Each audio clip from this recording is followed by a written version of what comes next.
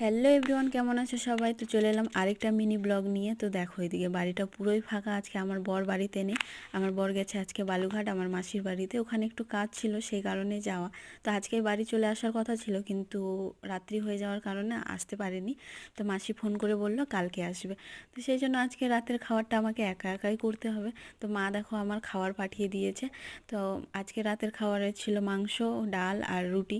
তো ও না থাকলে আমি রান্না করি না, আর মায়ের বাড়ি থেকেই আমার খাবার পাঠিয়ে দেয়। তো মায়ের বাড়ি আমার এখানেই পাশাপাশি, তো সেই জন্য আমার কোনো অসুবিধা হয় না।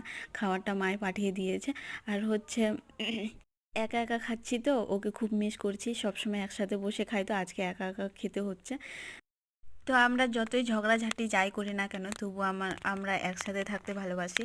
তো দেখো আজকে নেই, তো খুব মিস করছি। ও যতদিন তামিলনাড়ুতে ছিল ততদিন আমার অতটাও মনে হয়নি, খারাপ মনে হয়নি। কিন্তু দেখো আজকে একদিনের জন্য নেই বাড়িতে, তো তার জন্য মিস করছি, এটাই হয় মনে হয়। তো তারপর দেখো আমার ডেলি রুটিনে একটা জিনিস তোমাদের সাথে শেয়ার করি। এটা হচ্ছে ডার্মাডগের নাইট ক্রিম। এটা হচ্ছে ডেলি ইউজে আমি নাইটে রাত্রেবেলা করে ব্যবহার করি। তো ক্রিমটা খুব ভালো, তোমরাও পারলে নিতে পারো। তো তারপরে হচ্ছে আজকে আমাকে একা একা থাকতে হবে, সেই জন্য ভাবছি তাড়াতাড়ি করে শুয়ে পড়ি। শুয়ে তো পড়বো না, ওই মোবাইল ঘাঁটতে ঘাঁটতে প্রায় 11 থেকে 12টা বেজেই যাবে ঘুমাতে ঘুমাতে।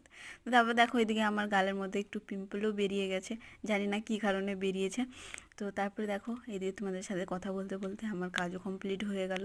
তো এখন হচ্ছে তো এখন আমি মশারি টেঙে নিব, কারণ হচ্ছে মশারি ছাড়া আমি ঘুমাতে পারি না। আর তার মধ্যে এখন একা একা ঘুমাবো, তো সেই জন্য ভাবলাম মশারিটা একটু বেঁধে নিই।